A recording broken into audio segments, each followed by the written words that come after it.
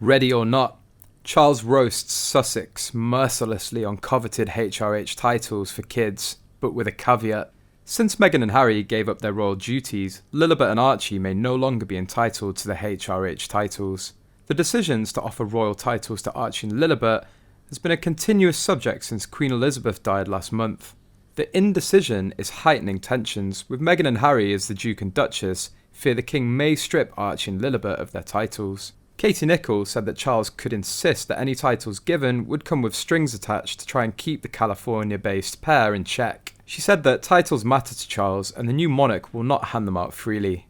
Speculation has risen that Charles could follow the model laid out by Denmark's Queen Margaret, who recently stripped her grandchildren of their royal duties and titles. But if that did happen, it's going to come with a caveat. He's going to insist that Harry and Meghan are respectful of the institution if they're taking the titles of the institution. That is very important to him. The royal author claimed constitutional experts all saw this pattern of the British monarchy moving into a sort of European-style royalty. Miss Nicholl added, and if that is the case, then possibly they're not going to get these titles. If King Charles follows Queen Margaret in stripping his grandchildren from royal duties, then Meghan and Harry's children will not be granted the coveted HRH titles. They wouldn't get the HRH anyway because they wouldn't be able to use it. But Prince and Princess is going to carry a lot more weight, of course in America, with what they do. And Duke is a title that is owed to Harry because he's son of the sovereign. And the rules at the moment are that the son of sovereign's children will also take that title. Miss Nicholl is referring to the rule established by King George V in 1917,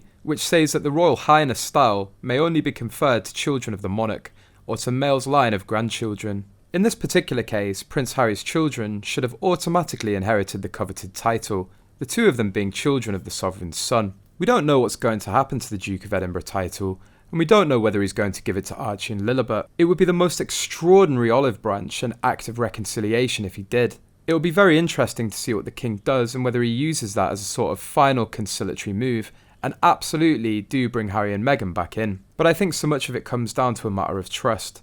And there is a sense that bond of trust has been broken by the couple.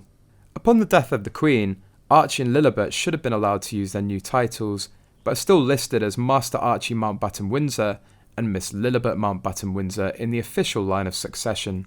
There have reportedly been arguments behind the scenes over the issue, with a source telling that Harry and Meghan are not pleased about the apparent absence of title. The source said, Harry and Meghan were worried about the security issue, and being Prince and Princess brings them the right to have certain levels of royal security. There have been a lot of talks over the past week. They've been insistent that Archie and Lilibet are Prince and Princess.